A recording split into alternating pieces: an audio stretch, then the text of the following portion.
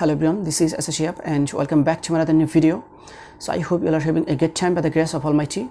And yes, like as always, I'm also very fine. Today in this video, I'm going to share with you about a very important structure of spoken English. Actually, আজকের ভিডিওতে আমরা NEET দিয়ে sentence make করা শিখব।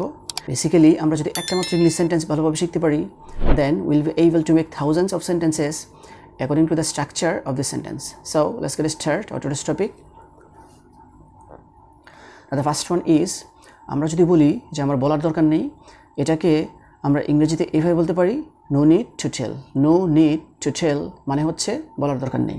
Now the next one is, অপেক্ষা করার দরকার নেই, এটাকে আমরা ইংরেজিতে এভাবে বলতে পারি no need to wait. No need to wait মানে হচ্ছে অপেক্ষা করার দরকার নেই।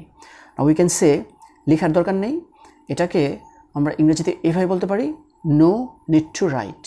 No need to write মানে হচ্ছে লেখার দরকার নেই। Now the next one is, দাঁড়ানোর দরকার নেই, এটাকে আমরা ইংরেজিতে এভাবে বলতে পারি no need to stand. No need to stand মানে হচ্ছে দাঁড়ানোর দরকার নেই। Now we can say, বসার দরকার নেই, এটাকে আমরা ইংরেজিতে এভাবে বলতে পারি no need to sit. No need to sit মানে হচ্ছে বসার দরকার নেই। Now the next one is, যাওয়ার দরকার নেই, এটাকে আমরা ইংরেজিতে এভাবে বলতে পারি no need to go. No need to go মানে হচ্ছে যাওয়ার দরকার নেই।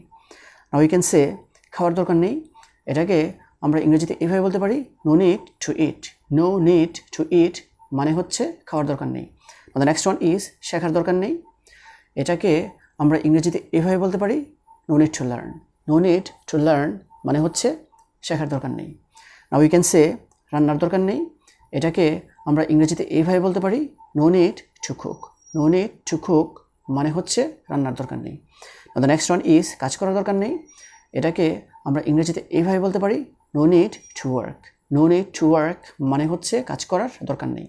Now you can say, থামানোর দরকার নেই, এটাকে আমরা ইংরেজিতে এইভাবে বলতে পারি no need to stop. No need to stop মানে হচ্ছে থামানোর দরকার নেই।